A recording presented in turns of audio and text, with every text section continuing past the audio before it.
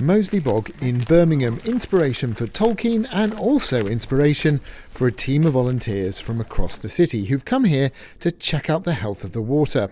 We've got various pressures in Birmingham that are impacting our rivers, such as straightening channels, taking too much water out, putting too much water in below dams, for example, as well as introducing a cocktail of pollutants within our rivers. So essentially our biodiversity is nowhere near what it should be.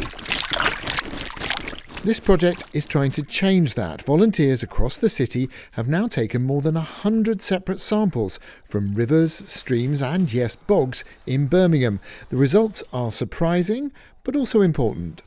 Trying to learn the names of the different things, the creatures that move around, and knowing that that's underneath your Wellington boots when you're litter picking in the brook. These days, with lack of government funding for environmental monitoring, it's becoming more important that volunteers are doing it. Still, there is some good news, at least at the moment, on the pollution front. Of course, recently the weather has been pretty dry here in the Midlands, but that might actually be good news for a little brook like this, at least in the short term, because heavy winter rainfall can sweep in a lot of pollution to streams and rivers like this, and that's not great news for local wildlife.